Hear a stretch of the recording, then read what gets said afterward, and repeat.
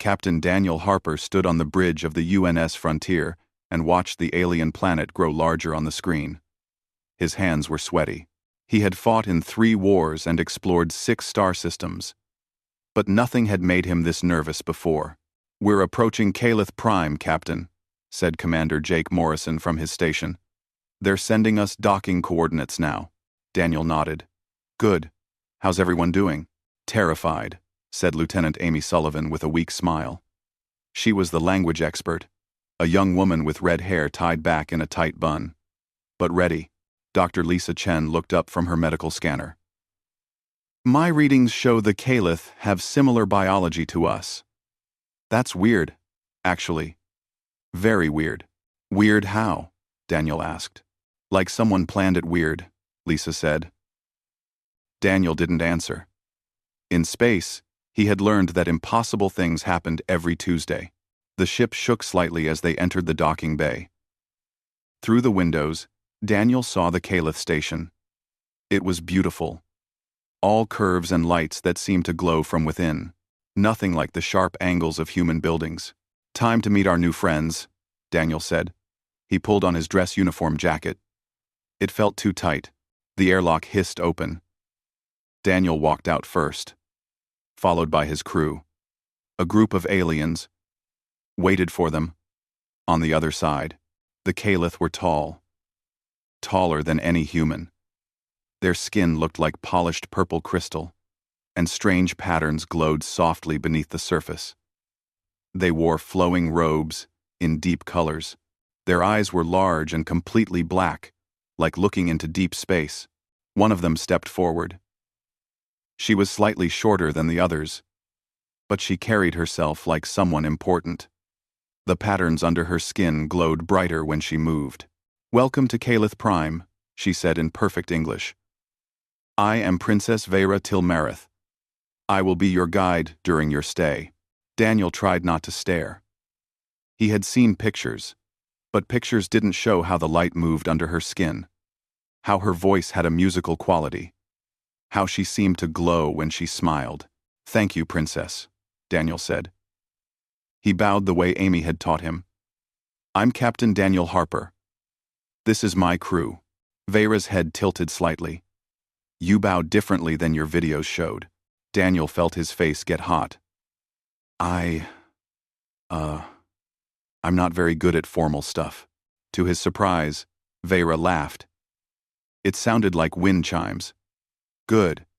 I hate formal stuff too. But don't tell the council I said that." She led them through corridors that seemed alive with light. Other Calith stopped and stared at the humans. Some looked curious. Others looked afraid or angry. "Not everyone is happy we're here," Daniel said quietly. "No," Vera agreed. "Many fear humans. They think you are too chaotic, too unpredictable." "Are we?" "I don't know yet," Vera said. "That's why I volunteered to be your guide.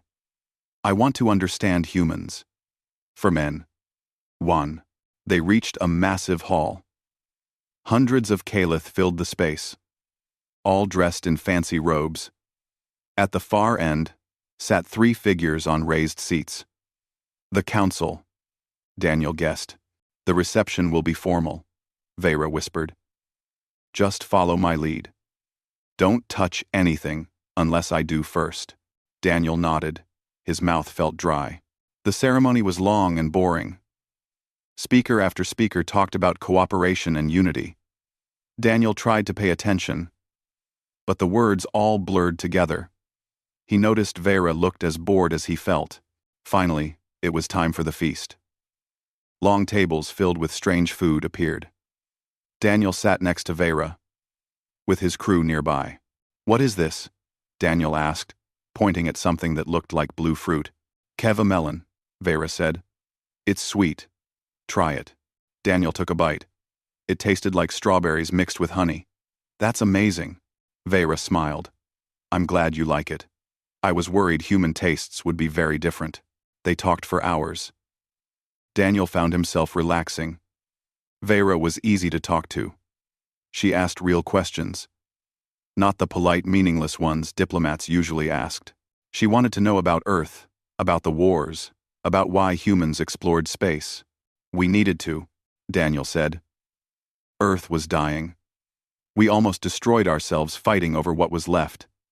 Going to space saved us. Gave us something to work toward instead of fighting each other. Vera's patterns glowed brighter. That's beautiful, she said. We never had that. The Caliph have always been united. That sounds nice. It's boring, Vera said, then looked around quickly to make sure no one heard. Everyone thinks the same. Does the same things. Sometimes I wonder what it would be like to be human. To have choices. Daniel was about to respond when a Caliph servant brought a crystal bowl filled with clear liquid. Vera's face changed. Oh no, she whispered. What is it? Bonding wine. It's served to honored guests. You have to drink it. Okay, Daniel said. He reached for the bowl. No, wait, Vera said. There's a ceremony. You have to say the words while you drink. Amy leaned over. I have the translation here, Captain. Just read this. Daniel looked at the paper Amy handed him. The Caliph words looked complicated. How do I pronounce this? Just sound it out, Amy said. The Caliph appreciate the effort, even if you mess it up. Daniel stood up. The hall got quiet. Everyone was watching him.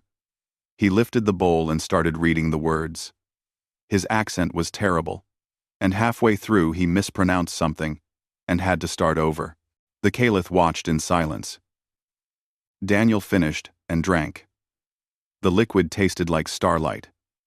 If starlight had a taste, he sat down, feeling proud he had gotten through it. But Vera was staring at him. Her patterns were glowing so bright, it lit up the table.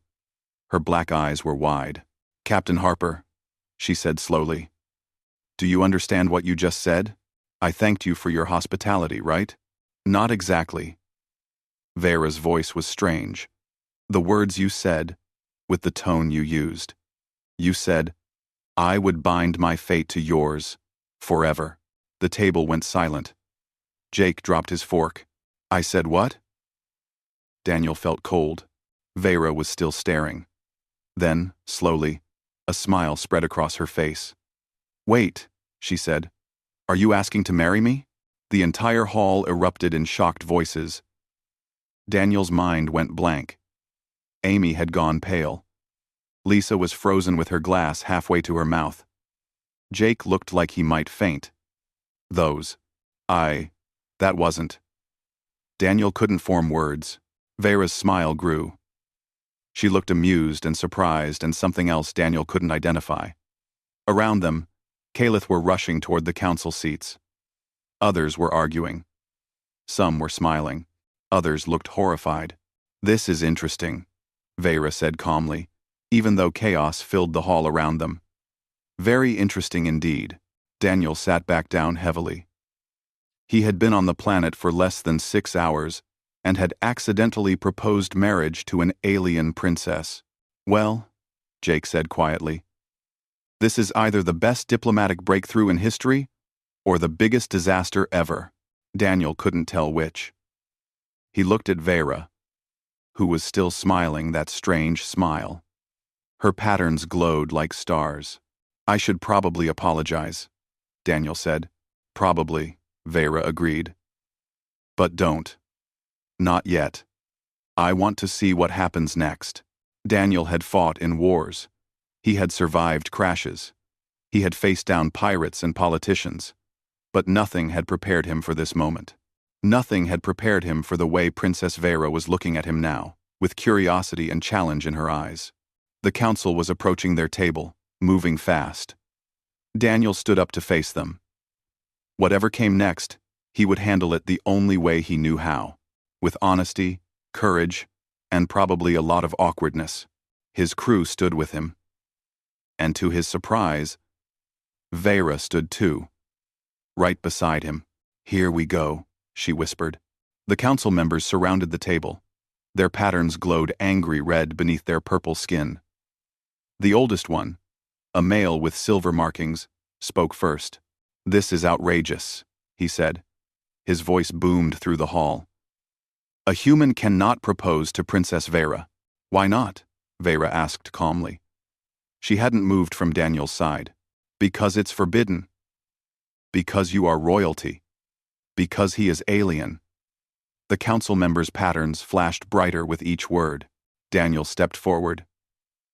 I apologize. It was an accident. A translation error. I didn't mean to offend anyone. Offense is the least of your problems, another council member said. This one was female, with golden patterns. Daniel shook his head. Amy was frantically searching through her tablet, trying to find information. A proposal, once spoken in the formal manner, cannot be withdrawn, the Golden Council member said. It must be answered within one solar cycle. If not answered, both parties face exile. That's insane, Jake said, then immediately looked like he regretted speaking. That's our law, the Silver Council member said coldly. Princess Vera must now give her answer. She must accept or refuse. Everyone looked at Vera. She stood still, her patterns shifting colors slowly. Daniel couldn't read her expression. I need time, Vera said. The law gives me one cycle. I will use it. Vera, be reasonable, the Golden Council member said. You cannot seriously consider this, can't I? Vera's patterns flashed bright white. The law is clear. I have one cycle. This meeting is over. She turned and walked out. The crowd parted for her. Daniel watched her go, feeling helpless. Your ship will remain docked, the Silver Council member told Daniel. You will stay here while Princess Vera decides. Do not leave the station. The council left. The crowd dispersed, whispering. Daniel's crew gathered around him. I'm so sorry, Captain, Amy said. She looked ready to cry. I checked the translation 3 times. I don't understand what went wrong. It's the tones, Lisa said, looking at her tablet. Kalith language uses pitch for meaning. The same words can mean different things depending on how you say them. So I proposed by accident because my voice was wrong. Daniel felt sick. Basically, Lisa said. Though, honestly, the way their law works seems designed to trap people. What do we do now? Jake asked. Daniel had no idea. He was a ship captain, not a diplomat. He was supposed to make peaceful contact, establish basic relations, and go home. Not accidentally propose to alien royalty. We wait, Daniel said. That's all we can do. The next few days were strange. The Kalith gave them comfortable rooms but kept guards outside. Daniel's crew couldn't leave the diplomatic wing. Messages from Earth flooded in, demanding explanations. The media had somehow learned about the proposal. Headlines screamed about the human captain and the alien princess. On the 3rd day, Vera came to visit. She wore simpler robes now, dark blue that made her patterns stand out. She asked the guards to leave, then sat down across from Daniel. How are you? She asked. Confused, Daniel said honestly. Scared. Worried I've destroyed any chance of an alliance between our people. You haven't, Vera said. You've made things interesting. I don't want interesting. I want to fix this. Vera was quiet for a moment. Can I ask you something? About humans? Sure. Is it true that humans choose their partners? That you marry for love, not duty? Daniel nodded. Usually, yes. Though sometimes people marry for other reasons too. What would you do? If you could choose. The question surprised Daniel. I don't know. I've never really thought about marriage. I've been too busy with the Navy, with exploring. Me too, Vera said softly. I've never thought about it either. Royal marriages are arranged. I always knew I would marry whoever the council chose. Someone politically useful. Someone boring. That sounds terrible. It is. Vera's patterns shifted to sad blue. But it's duty. That's what I was taught. Duty above everything. They sat in silence. Daniel studied her face. She looked sad, trapped. What if we talked? Daniel said. Really talked. Use this time to get to know each other. Then you could make an informed decision. Vera's patterns brightened. You would do that? Spend time with me? Why not? We're stuck here anyway. And honestly, you're the most interesting person I've met in years. Vera smiled. It was the first real smile Daniel had seen on her face. Okay, let's try. So they did. Every day, Vera came to visit. She brought Daniel and his crew around the station. She showed them Calith technology, art, and culture. She answered their endless questions. Daniel learned that the Calith had explored space for thousands of years. They had found hundreds of planets but few other intelligent species. Most of those species were primitive or extinct. Humans were the first technological civilization they had met in centuries. That's why everyone is so scared, Vera explained. We thought we were alone. Finding humans changed everything. Are we so scary? Daniel asked. Yes, Vera said simply. Humans change fast. We saw your history. You went from flying in basic aircraft to faster-than-light travel in less than 300 years. That terrifies the Council. Change is dangerous to them. Change is necessary, Daniel said. Without it, you stagnate. I know, Vera said. But try telling the Council that. They walked through the station's garden level. Plants from across the Calith Empire grew there, creating a rainbow of colors. Vera showed Daniel a flower that only bloomed once every 10 years. It's beautiful, Daniel said. It's also dying, Vera said sadly. This is the last one. The planet it came from was destroyed 3 months ago. Destroyed how? Vera's patterns went dark. By the Devourers. That's the real reason we contacted humans. We need help. She explained about the Devourers. They were a threat the Calith had been fighting for decades. No one knew what they were or where they came from. They just appeared, consumed everything on a planet, and moved on. The Calith fleet couldn't stop them. We're losing, Vera said quietly. Slowly, but surely. We needed allies. We needed someone who thinks differently than we do. Someone unpredictable. You need humans, Daniel said, understanding now. Yes. But the Council is too proud to ask for help. They wanted to study you first. Decide if you were worthy. Vera laughed bitterly. Now, we might not get the chance. Because of my proposal. Because some Council members think this is the perfect excuse to end contact with humans. They can blame you for the insult and send you away. Daniel felt anger rise in his chest. That's stupid. People are dying, and they care about protocol? Welcome to Calith politics, Vera said. They reached a viewing window. The planet Calith Prime spread out below, purple and beautiful. Daniel could see cities glowing in the darkness. It's a nice planet, he said. It's my home, Vera said. I don't want to lose it to the Devourers. Daniel made a decision. Then we need to change the game. What do you mean? The Council expects you to refuse me. They expect me to leave in shame. What if we don't give them that?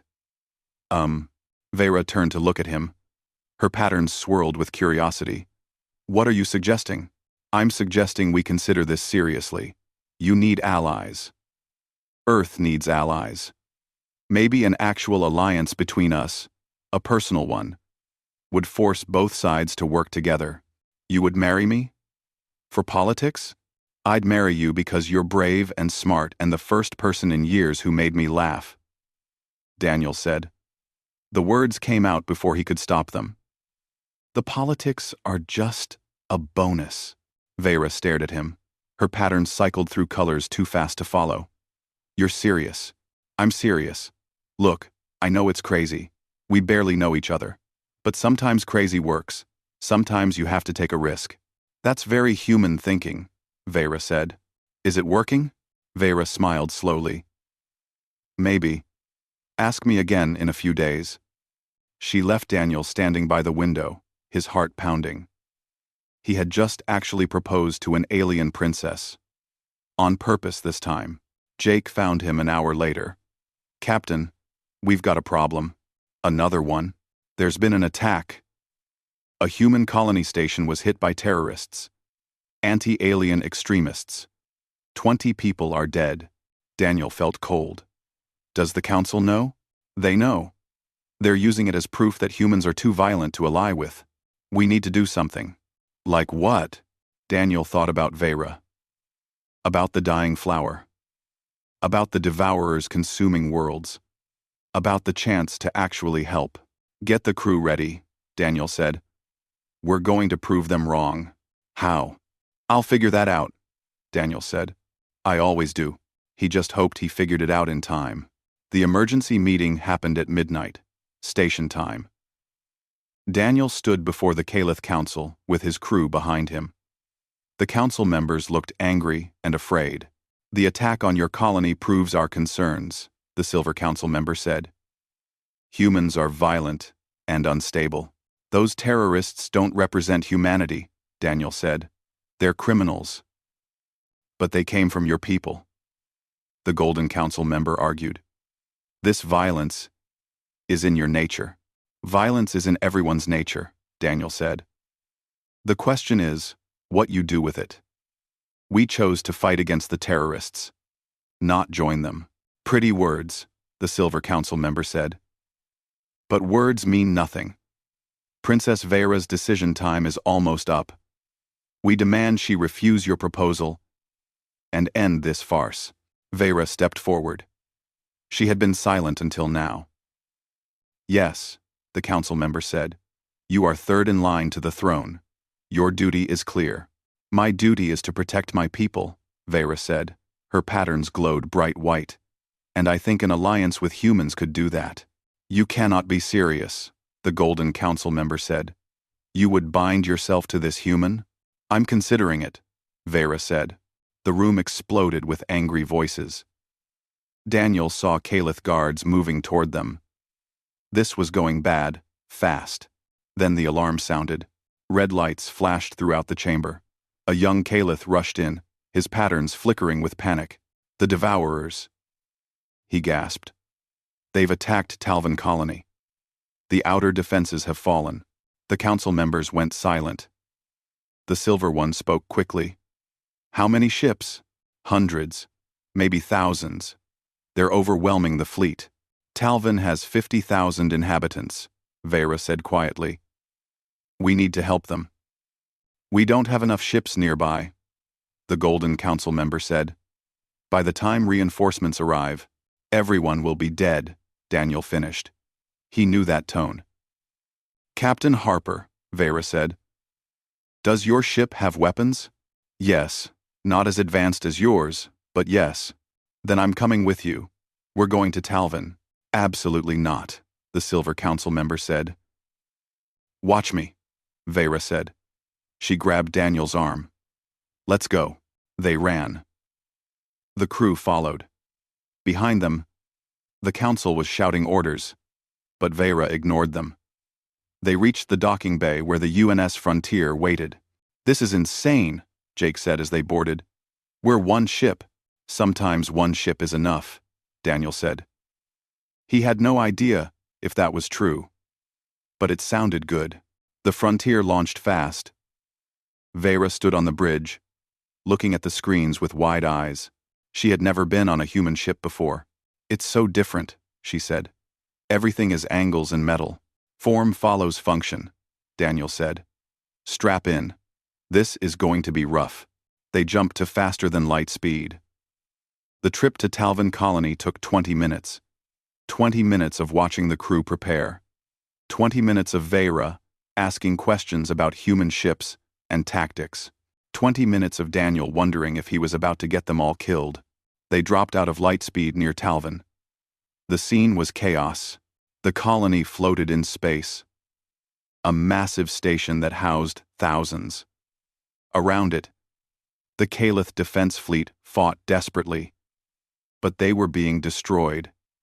The Devourers were everywhere. Daniel had never seen anything like the Devourers. They weren't ships. They were organic, massive creatures that moved through space like sharks through water. They had no visible eyes or mouths, just dark bodies covered in spikes and tendrils. When they touched a Caliph ship, the ship dissolved. "They're eating the fleet," Lisa said, horrified. "We need a plan," Jake said. Daniel watched the battle.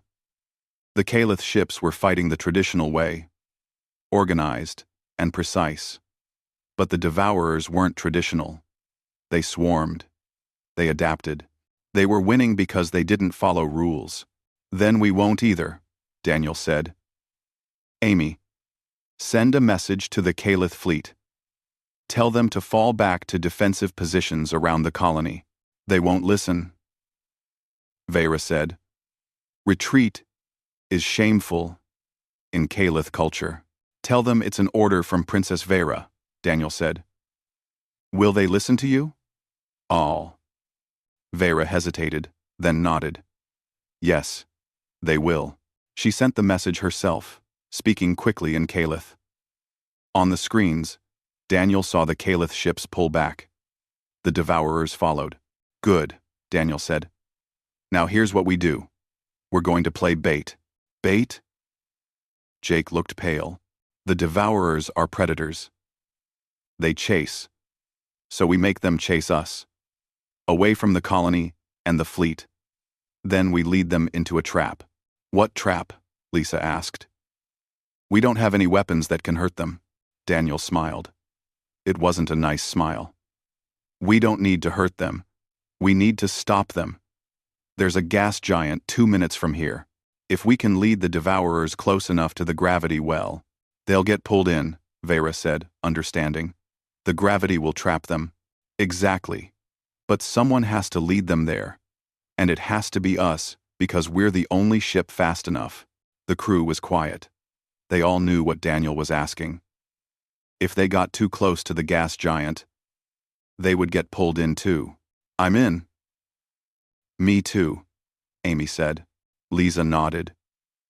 Vera looked at Daniel. "You're all very brave. Very foolish. Very human. Very foolish." "Is that a good thing?" Daniel asked. "I don't know yet," Vera said. "But it's exciting." They dove into the battle. The Frontier was smaller than the Caliph ships, but faster. They flew right through the Devourer swarm, firing weapons, making noise, getting attention. It worked. The Devourers turned toward them. Dozens of the creatures gave chase. "They're following," Jake said. "More coming from the left." "Good," Daniel said. "Let them come. Plot a course for the gas giant. Maximum speed." The Frontier ran. The Devourers chased. Daniel watched the distance close. They had to time this perfectly. Too early, and the Devourers would escape. Too late, and they would all die. "Approaching gravity well," Amy said. Her voice shook. The gas giant loomed on the screen, massive and purple and beautiful. The Devourers were right behind them now. Daniel could see their tendrils reaching out. "Ready on the engines," Daniel said. "Captain, if we wait any longer," Jake said. "Wait," Daniel said. The Devourers were almost on them. One tendril touched the ship's shields. Alarms screamed. "Now!" Daniel shouted. "Full reverse!" The Frontier's engines roared. The ship lurched backward. The Devourers couldn't stop. They flew past the ship, directly into the gas giant's gravity. One by one, the creatures were pulled down.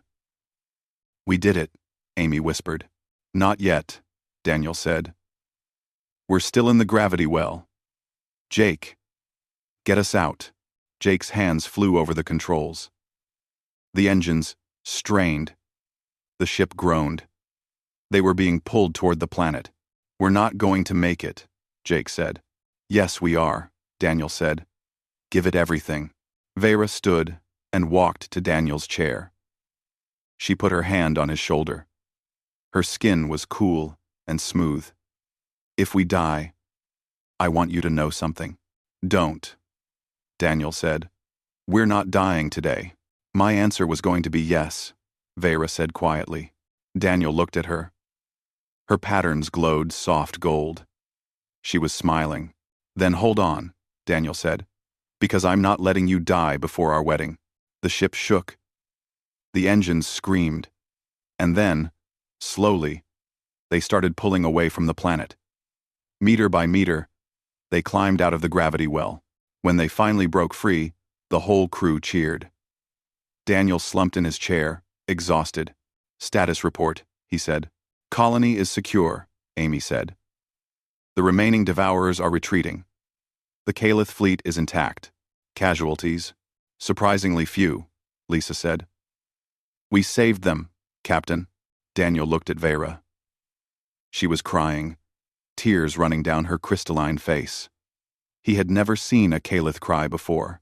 "You saved 50,000 of my people," Vera said. "That's what allies do," Daniel said. Vera leaned down and kissed him. Her lips were cool and tasted like starlight. When she pulled away, her patterns were glowing so bright it lit up the whole bridge. "My answer is yes," she said. "I will marry you, Captain Daniel Harper." The crew cheered again. Jake was grinning. Amy was crying. Lisa was taking medical readings and muttering about cross-species biology. "You know this is going to cause problems, right?" "I know," Vera said. "But you taught me something today. Sometimes you have to break the rules to do what's right. Sometimes you have to risk everything." "Ain't my right, too." "Very human thinking," Daniel said. "I'm learning," Vera said. Messages were flooding in from the colony, from the fleet, from the council. Everyone wanted to know what happened. Everyone wanted to talk to the human captain and the princess who saved them. But for now, Daniel just sat with Vera beside him, watching the stars. They had a war to fight, a wedding to plan, 2 civilizations to unite. But in this moment, they had won. They had saved lives. They had proven that humans and Calith could work together. And Daniel had found something he never expected to find in space. Someone who understood him. Someone who made him want to be better. Someone worth fighting for. "Ready for the chaos?" Vera asked. "With you?" Daniel said. "Always." The celebration lasted exactly 12 hours before the politics started. Daniel and Vera returned to Calith Prime as heroes. The colonists from Talvin sent messages of gratitude. The fleet commanders praised their tactics. But the council was furious. "You disobeyed direct orders," the Silver Council member said. "You endangered a princess. You acted without authorization. I saved 50,000 lives," Vera said. They stood in the council chambers again, but this time, Vera wasn't backing down. "That's my authorization. You cannot marry this human," the Golden Council member said. "The law forbids royal marriages to aliens." "Show me that law," Vera demanded. "Show me where it's written." Silence. The council members looked at each other. "It's tradition," the Silver Council member finally said. "Tradition isn't law," Vera said. "I checked. There's no legal barrier to this marriage. You just don't like it." Daniel watched Vera argue with the council. She was magnificent. Her patterns blazed white with determination. She had studied the law books all night, preparing for this fight. "Even if legally permitted, it's foolish," another council member said. This was an older female, with deep purple patterns. "You barely know this human." "I know he's brave," Vera said. "I know he thinks differently than anyone I've ever met. I know he saved my people when you were ready to abandon them." "We were not abandoning them," the Silver Council member said. "We were being realistic. You were giving up," Daniel said. He had been quiet until now, but he couldn't stay silent anymore. "That's the problem. The Devourers are winning because you fight them the same way every time. They adapt, And you don't. And you think you can do better? The Silver Council member asked coldly. I think humans and Calith together can do better, Daniel said. We think differently. We approach problems differently. Combined, we might actually win this war. Pretty speech, the Golden Council member said. But marriage to a princess requires more than pretty speeches. You must prove yourself worthy. How? Daniel asked. The council members talked among themselves in quiet Calith. Daniel couldn't understand the words, but he could read the body language. Some wanted to refuse. Others were considering it. The oldest one, a female with silver patterns, finally spoke. You will undergo the trials of worth, she said. What kind of tests? Vera asked. The trial of wisdom, the trial of strength, and the trial of light. The silver female said. They are traditional tests for those who would marry into the royal family. I accept, Daniel said immediately. Captain, you don't even know what they are, Jake said quietly. Doesn't matter, Daniel said. I accept. The oldest council member smiled slightly. Very well. The trials begin tomorrow. Prepare yourself, human. That night, Vera came to Daniel's quarters. She brought books and tablets filled with information about the trials. The trial of wisdom tests your knowledge, she explained. You'll be asked questions about Calith history, culture, philosophy. I'll fail that one for sure, Daniel said. I've only been here a week. I know. That's why they chose it. The trial of strength is physical combat. You'll face a Calith warrior. I can fight, Daniel said. Calith are stronger than humans, Vera said gently. Thanks for the confidence, Daniel said. I'm being realistic. Vera's patterns shifted to worried blue. The trial of light is the worst, though. You have to demonstrate luminance. That's our word for living authentically, showing your true self. It's hard to explain. So I'll fail all 3 trials, Daniel said. Great. Maybe not, Vera said. The trials don't require perfection. They require effort. Show the council you're trying. Show them your true nature. That might be enough. Daniel wasn't so sure, but he nodded. They spent the night studying. Vera taught him basic Calith history, the founding of their empire, the discovery of faster-than-light travel, the long centuries of expansion and exploration. You've been alone for so long, Daniel said, finding only dead civilizations or primitive ones. That must have been lonely. It was, Vera said. We started to think we were the only ones who mattered, that we were the pinnacle of evolution. Finding humans shattered that belief. Some Calith are grateful. Others are terrified. Which are you? Vera smiled. Grateful. You make the universe interesting again. The next morning, the trials began. The entire council gathered in a massive arena. Thousands of Calith filled the seats, watching. Daniel felt sick with nerves. The trial of wisdom came first. The Silver Council member asked question after question. Names of ancient emperors. Details of old wars. Philosophical concepts Daniel had never heard of. He got most of them wrong, but he tried. When he didn't know an answer, he said so honestly. When he made a guess, he explained his reasoning. After 20 questions, the council member stopped. Your knowledge is lacking, he said. Yes, Daniel agreed. But I'm willing to learn. That's what wisdom really is, isn't it? Not knowing everything, but being willing to grow. Some Calith in the crowd murmured approval. The council member frowned but nodded. Acceptable. You pass. Barely. The trial of strength was next.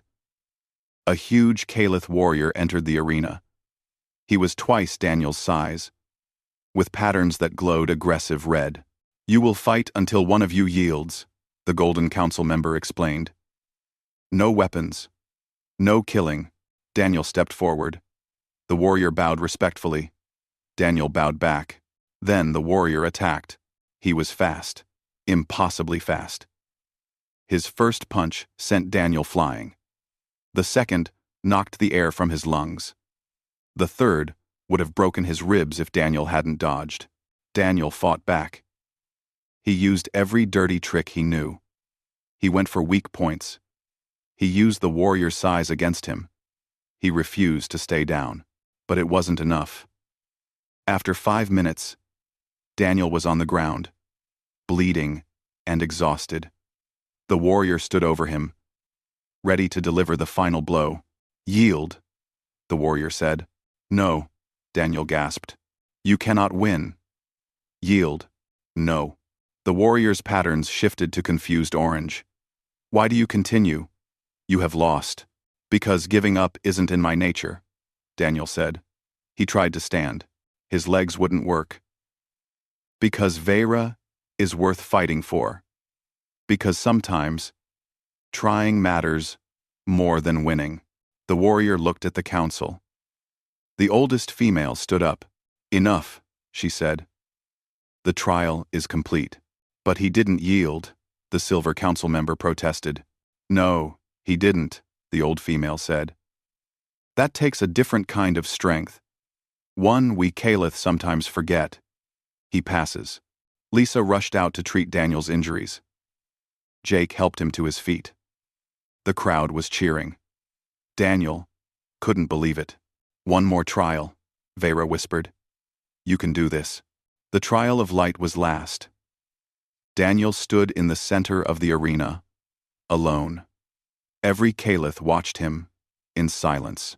"The trial of light requires you to show your true self," the oldest council member said. "To demonstrate luminance, to let us see who you really are, without lies or pretense." Daniel had no idea what to do.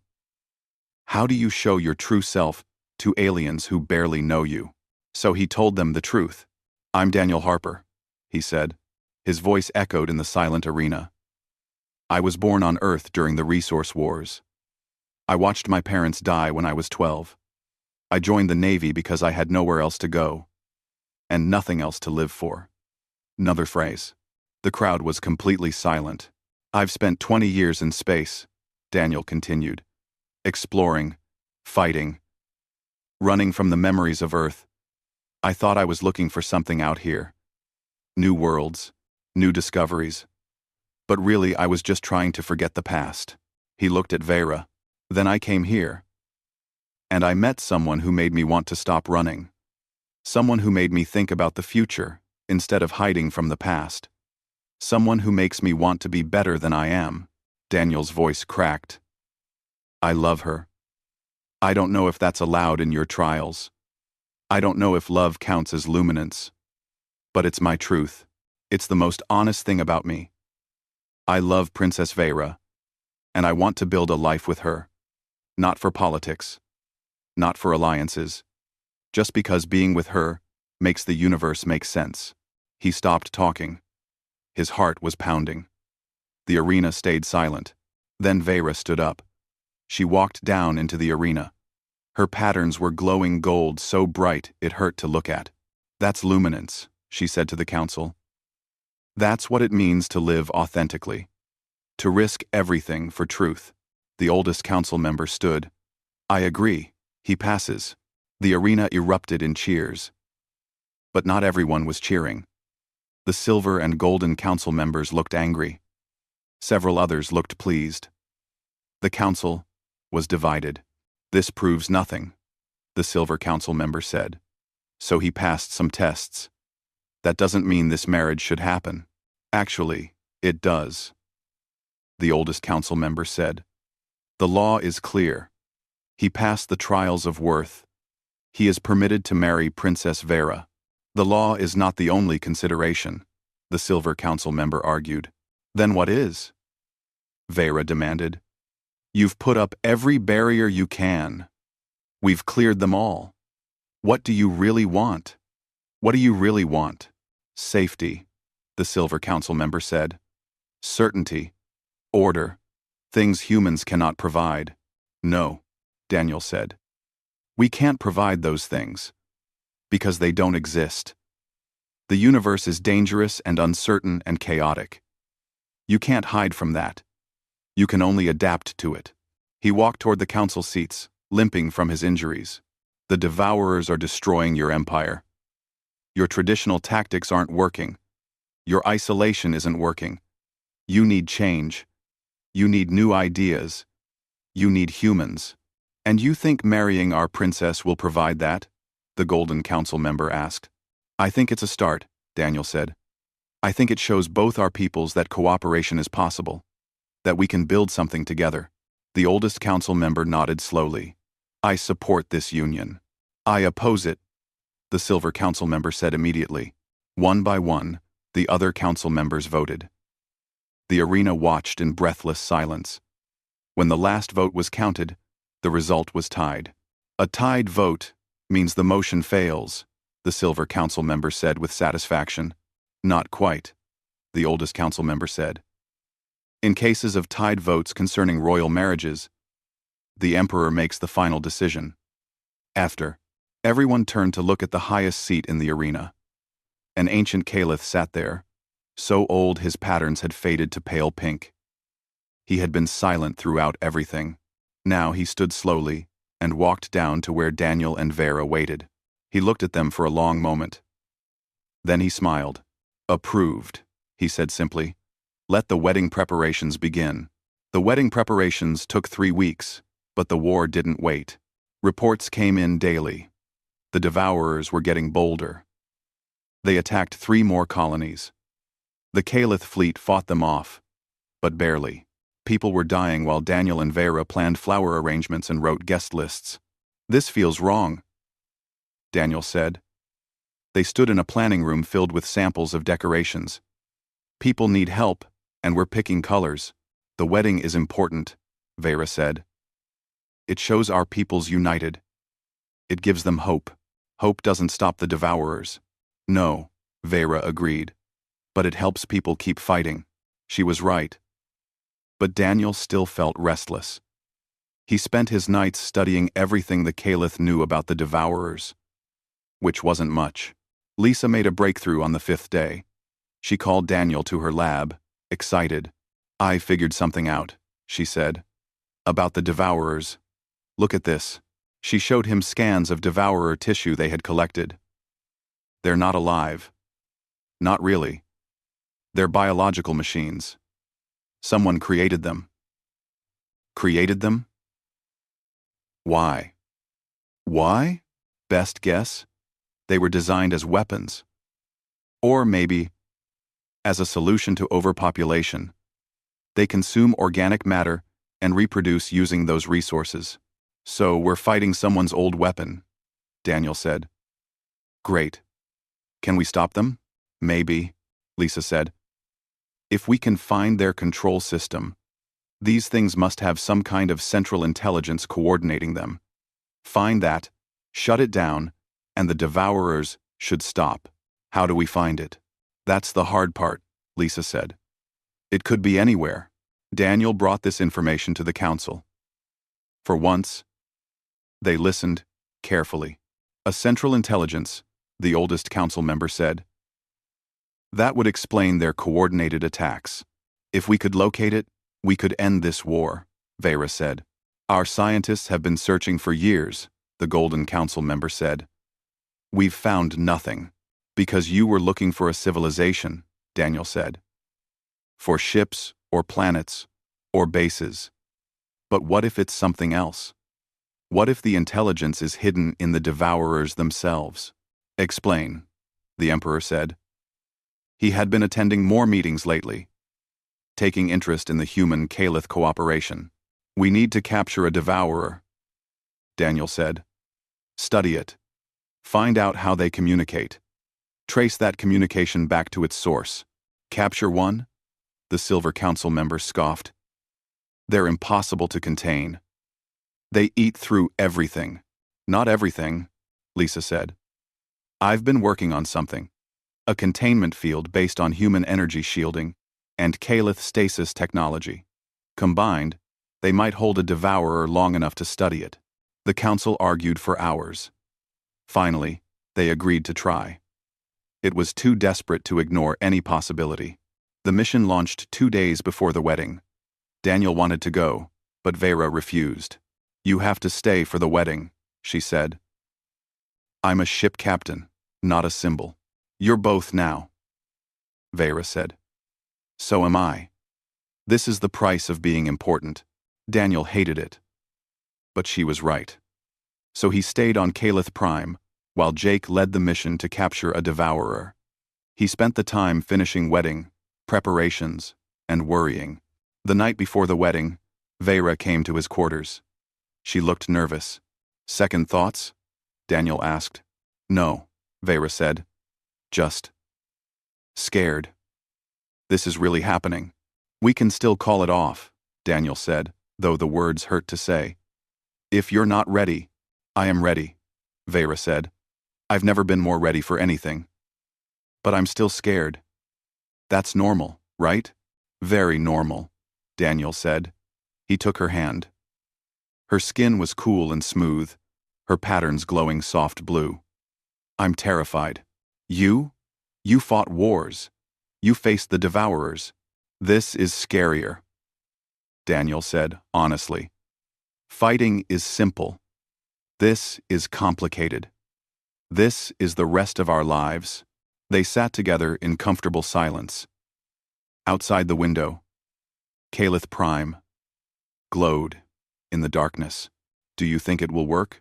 Vera asked. "The marriage? Our peoples working together?" "Yes," Daniel said.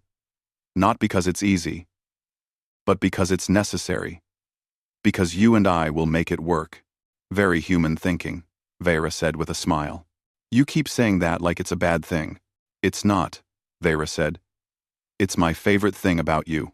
The wedding took place the next morning. The ceremony blended human and Calith traditions. Thousands attended in person. Millions watched across both civilizations. Daniel wore a formal Earth military uniform. Vera wore traditional Calith royal robes that seemed to glow from within. They stood before the Emperor and exchanged vows in both languages. When Daniel said the words, he meant them. When Vera responded, her patterns blazed gold so bright everyone gasped. "You may seal your bond," the Emperor said. Daniel kissed Vera. The crowd erupted in cheers. Human and Calith celebrating together. For a moment, it felt like peace was possible. Like the universe made sense. Then Jake's voice came over the communication system. "Captain, we've got him. We captured a devourer. But you need to see this now." Daniel and Vera didn't even change clothes. They ran to the research facility where Jake's team had brought the captured devourer. Lisa was already there, running scans. "What did you find?" Daniel asked. "Everything," Lisa said. She looked excited and horrified. "The devourer is transmitting constantly. I traced the signal. It's coming from the void sector." "That's impossible," a Calith scientist said. "The void sector is empty. We've mapped it dozens of times." "It's not empty," Lisa said. "There's something there. Something massive. Something hidden." She pulled up a display. At first, Daniel saw nothing. Then Lisa adjusted the filters. A structure appeared. So huge, it made planets look small. "What is that?" Vera whispered. "A hive," Lisa said. "The central intelligence. Every devourer in the galaxy is controlled from there." "Can we destroy it?" Daniel asked. "I don't know," Lisa said. "But we have to try." The council met in emergency session. The newly married couple presented the evidence. "We need to assemble a fleet," Daniel said. "Human and Calith ships together. Strike at the hive directly." "That's suicide," the Silver Council member said. "The hive will be defended by thousands of devourers." "Probably," Daniel agreed. "But it's our only chance. If we don't stop them now, they'll keep spreading. Eventually, they'll consume everything." "He's right," the Emperor said quietly. "We must try." The fleet assembled in 3 days, 47 ships, human vessels with their speed and adaptability. Calith ships with their advanced weapons and shields. The largest combined fleet either species had ever created. Daniel and Vera commanded from the UNS Frontier. It felt right. Somehow. They had started this journey on this ship. They would finish it here. The jump to the void sector took 6 hours. When they arrived, they saw the hive clearly. It was enormous. A twisted mass of organic matter that pulsed with sick light. Devourers swarmed around it like insects around a nest. There are thousands of them, Jake said, his voice shaking. More coming, Amy added. They know we're here. All ships, this is Captain Harper, Daniel said into the communication system. Remember the plan. We draw them out. We use their aggression against them. We keep them away from the hive long enough to destroy it. How do we destroy it? A Calith captain asked. With this, Lisa said. She held up a small device. It's a genetic bomb. Based on human and Calith DNA combined, it will spread through the hive and shut down their control systems. But someone has to deliver it to the core. I'll do it, Daniel said. We'll do it, Vera corrected. Together. The battle was chaos from the start. The Devourers attacked in waves. The human ships dodged and weaved. Impossible to predict. The Calith ships formed defensive walls, protecting each other. Together, they held the line, but barely. Ships were falling. People were dying. The Devourers kept coming. We need to go now, Vera said. Before we lose too many ships, Daniel nodded. Jake, you have command. Keep them busy. Captain, you can't, Jake said. If you go in there, I know, Daniel said. But someone has to. And this is what we signed up for. He and Vera took a small shuttle. It was fast and agile. They flew toward the hive, dodging Devourers, weaving through the battle. The hive was even more horrible up close. It pulsed and writhed, alive and wrong. They found an opening and flew inside. The interior was a nightmare. Organic corridors twisted in impossible directions. Everything dripped with something that might have been blood, or might have been worse. I really hate this, Daniel said. Me too, Vera said. Her patterns had gone pale with fear. They flew deeper. The shuttle's scanners found the core, a massive chamber at the heart of the hive. They landed outside it. The walk through the corridors was the worst part.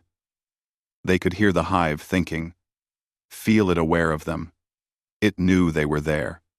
It knew what they carried. They reached the core. It was a massive, organic brain, pulsing with light. Tendrils connected it to thousands of nodes. This is it. Lisa's voice crackled over the radio. Plant the bomb in the center. Daniel and Vera ran forward. Devourers poured into the chamber, trying to stop them. Daniel fired his weapon. Vera used a Calith energy blade. They fought their way to the brain. Daniel planted the bomb. It's set. 30 seconds. They ran. The hive screamed, a sound that wasn't a sound, but felt like one. The walls closed in. Devourers blocked their path. We're not going to make it, Vera said. Yes, we are, Daniel said. He grabbed her hand. Run. They burst out of the hive just as the bomb detonated. The explosion wasn't fire or light. It was information. Genetic code spreading like a virus. The hive shuddered. Its control systems failed. Across the galaxy, every devourer stopped moving. The fleet stopped firing. Silence fell across the battlefield. Did it work? Jake asked over the radio. Checking, Lisa said. The devourers are dormant. The hive is shut down. The fleet erupted in cheers. Ships from both species celebrated together. They had done it. They had won. Daniel and Vera collapsed in their shuttle, exhausted and alive. We did it, Vera said. We actually did it. Humanity, yeah, Daniel said with a tired grin. What?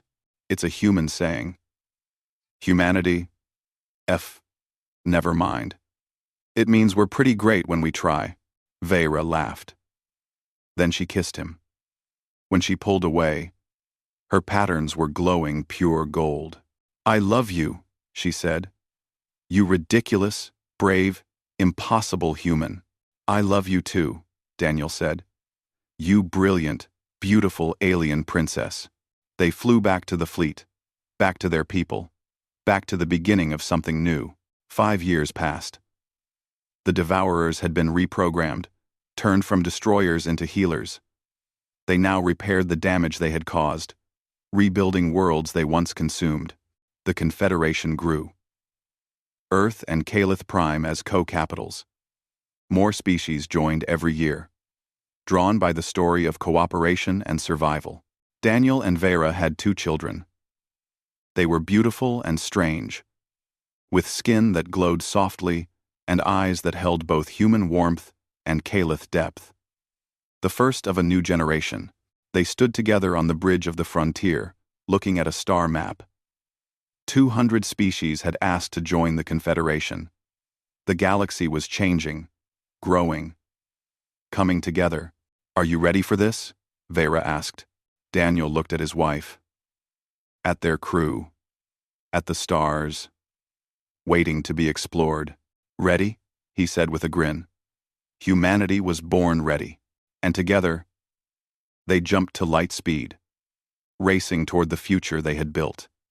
A future where humans and aliens worked side by side, where differences made them stronger, where love bridged the impossible gap between worlds. The alien princess had asked if he was proposing to marry her. He had said yes, and that choice had changed everything. Sometimes the best things happen by accident. Sometimes translation errors lead to love. Sometimes saving the galaxy starts with one person willing to take a risk. Daniel Harper had taken that risk. And the universe would never be the same.